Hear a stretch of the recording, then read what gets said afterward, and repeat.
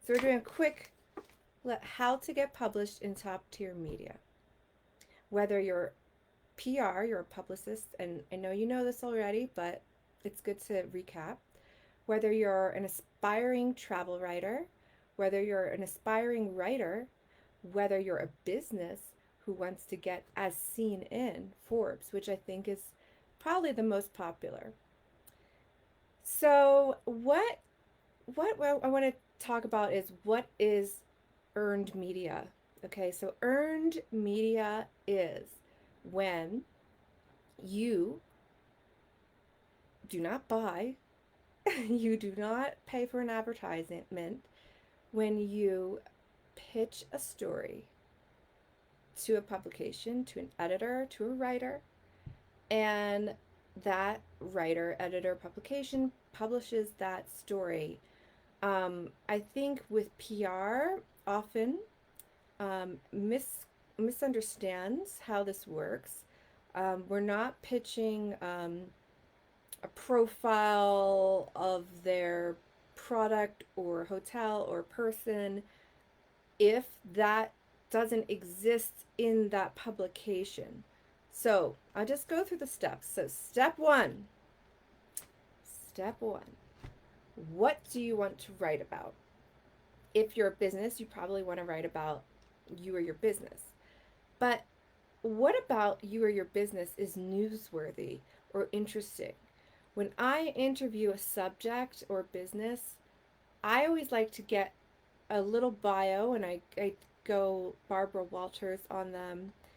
And you get these kind of fascinating tidbits that my mentor used to call the stereotype sentence, meaning, which is probably like politically incorrect to say now, but what it means is that maybe their age, their religion, where they grew up, and then like cool hobbies. So let's just say that I'm interviewing a CEO, a tech CEO, and they love running, like competitive running. Well, now I can pitch a running magazine.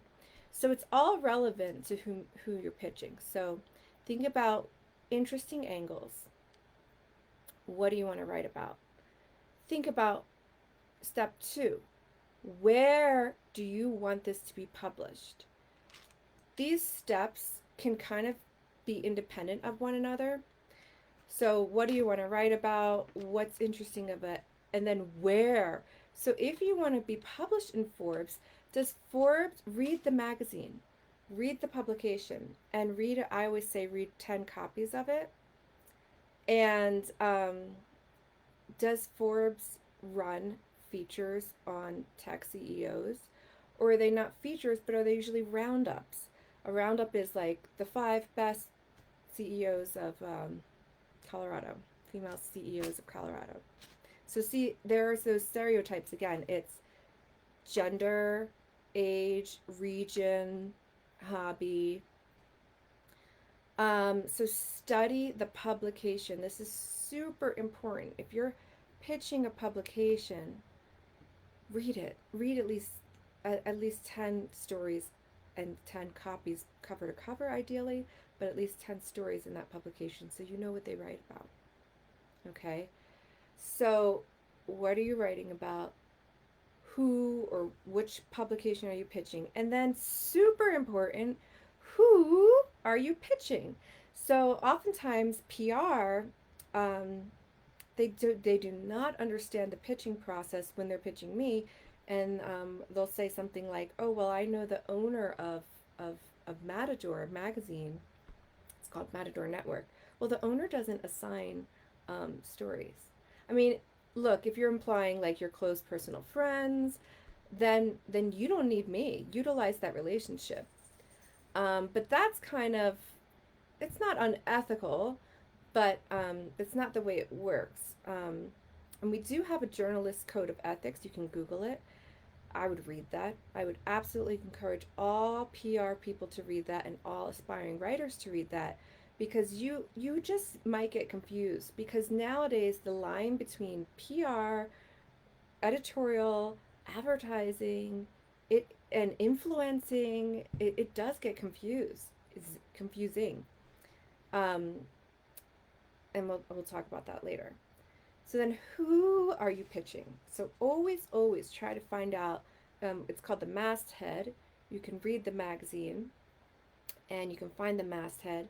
So then you might even easily find pitching guidelines, how to pitch Forbes. That's often right on the website. However, it'll usually say something like, fill in our form or do pitches at Forbes.com. Well, the benefit of hiring someone like me is that I have an actual Rolodex of people, the human behind there. But it can't hurt to do a generic pitch to like news desk at CNN.com. And by the way, television is exactly this. This applies to television all the same. I haven't done a lot of that in my career. I've been invited on television, but it's pitching is pitching. So who are you pitching? So then study. Does Jennifer Jones at Condé Nast Travel, is she the one who assigns this column? Are you pitching a destination piece? Who writes about destination? Figure it out. Make sure that they're not this freelance staff writer, but that they're the assigning editor. So, and this is what I call quality, not quantity pitching. This is customized. This is actually getting to know them.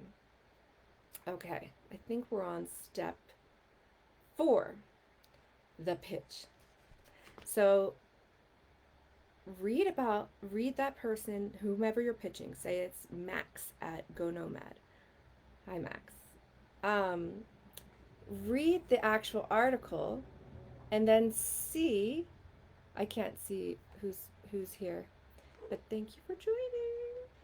Ask any questions you want right in the comments. Read Max's stories, read Max's bio, study your subject. I can't tell you how many PR pitches me. I just had PR pitch me yesterday and they said, "What do you write about?" Excuse me, you're asking me for a favor. And I always talk about this like the law of kind of barter, of asking and giving. It's a huge ask for me to write about your person for free. I'm not getting paid a $10,000 retainer, which is what publicists charge per month, median average. So you're courting me, and this also applies to relationships. You're courting me to write as a writer. Don't ask me what I write about. Go to my website and read some articles. An excellent pitch, however, is, "Hi, Alyssa. I just read your article about Iceland. I love the part where you said Rock Restaurant is really good cocktails. I also was at that restaurant." So it's not just, "Hi, I read your article, loved it," because that could be, we know that could be false, but an actual detail that shows that you loved it. And this is crucial. So it's an editor, you're pitching an editor. "Oh, hi, I love Maxim magazine." No, I read your piece about, I don't know what's in Maxim, but I read your piece about blah and I agree, or I'm going to check that out next time, or you really described so beautifully the scene in Goa. So, who are you pitching? "Hi, I loved your piece." Then your pitch, and this would take forever to go, but really pithy, quick. Remember the stereotypes: who, what, when, where, why, how, age, region, relevance, newsworthiness. It's called the hook. Really short. Try to get into one sentence even. Then you, who are you?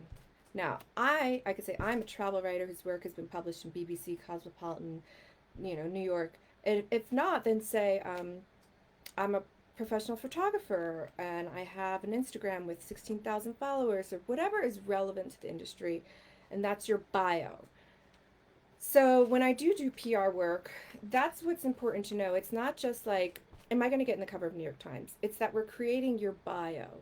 We're creating this pitch. We're creating all this material that's kind of like ready to go for future pitches. Your bio, about me, So Jane is a, you know, CEO executive who has changed the lives of 3 million women worldwide through blah. Um, and if you're this person pitching, I'm a writer. And if you're a business, um, I'm the CEO of blank.com and we do this. And you should know your business bio. So, dear specific person, I loved your piece about this detail. I'm writing to pitch and be specific because, again, you studied the publication. I'm pitching this column. It'll be about 1,500 words. I can include high resolution photographs for this piece. And then thank you. I always say thank you for your time and consideration. Um, I, I hope to hear from you soon. Name, website, email, phone number, address, even. So this is actually what I'm looking through is my book called How to Get Published in Top Magazines, The Blueprint. Just because, so I can be linear. Oh, the follow-up. I say follow up till you get a no. Don't harass anyone. Follow up till you get a no. I would say follow up once a week, but don't follow up more than 5 times. My goodness. People get busy and they miss pitches. When you repitch, don't say, "Hey, did you read my email?" I get that from PR. What's really interesting and I love about this business is that I'm getting pitched daily by by PR. I'm getting pitched all the time, and I read their pitches, and some of them are like following up on last week. Like, no, rewrite it, have it right there. I'm following up on my query about blah blah blah. Have it all right there so that your eyes can skim it very easily. And maybe even add, oh, and I just saw your recent that you had a book deal and whatever. So be personable, and personalize it. Make sure you spell their name correctly. These are some things that I work with PR all the time as a travel writer, as I said, as a writer in general. I used to just do general lifestyle. And they pitch me and they'll, they spelled my name wrong. They'll misunderstand that, oh, we would like a feature on this. That magazine doesn't even cover that. So they're not studying me, or they'll pitch me to write about healthcare. I don't write about healthcare. So they're not studying me, they're not studying who I write for, and they don't understand the process. And here is the process. As a freelancer, this is for PR. So as a freelancer, the process is I'm freelance, I'm not staff. So I am not, working at X publication. I did work at Brides Magazine. When I worked there, I couldn't, for example, if they pitched me there, then I couldn't take a week off to go write about Iceland. But so you're I'm the writer and you give me this cool, oh, that's cool, I do want to write about Jane. So then I pitch all these magazines and I study the magazines and the person I'm pitching. And then, eventually it gets placed. So I cannot ask the editor to include backlinks. I cannot ask the editor to feature this person because that goes to the journalistic code of ethics. We are not allowed to accept any gifts so to influence our, bribe us to want to write about someone. So if I'm pitching this story, I can't say, oh, can you write all about Jane? I'm not being paid to write about Jane. I'm just pitching an interesting story. So if in the end, the whole article is actually about female CEOs and Jane gets one line, then that's awesome too. Or Jane gets cut from the article because that's how it works. This is not advertising. It's not advertorial. So, okay, so very quickly, we're at 15 minutes. So advertorial is when it's paid, but it looks like an interesting story. Affiliate marketing is when there's all these links like, oh, and check out blank and you're getting paid. And I don't look down on any of these things as long as they're, clearly marked sponsored content. I do sponsored content on my Instagram all the time because it makes sense. Because, by the way, the writer has financially the worst position because they're writing for free. Whereas, as I said, PR is getting paid by the client. The editors are getting paid by clients, and But the writer, this is why I don't encourage anyone to become a full-time writer, but um, you can make a good living at it. You just have to know your worth and maybe accept only at the minimum $2 a word, or um, so action steps for you are: one, join my group, share your story with the world. Two, book a 15-minute call with me to understand how to get this going. Three, I'm doing one-on-one coaching where I guide you step by step, step by step. I do this for PR people to understand how to pitch journalists. I do this for businesses, how to get as seen in Forbes magazine. I do this for aspiring writers, how to publish your beautiful essay in a top magazine. And as we all know, I specialize in travel writers, how to become a travel writer and share your story with the world and all the intricacies of that. How did I go to Iceland for free?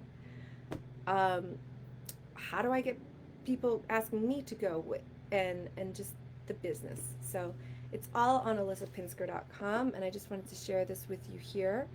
I'm going to post this in my private group, Share Your Story with the World, and probably on YouTube. So thank you so much for joining me. I hope you learned something. You can ask questions after the fact, and thanks for spending 17 minutes with me. Have a lovely day.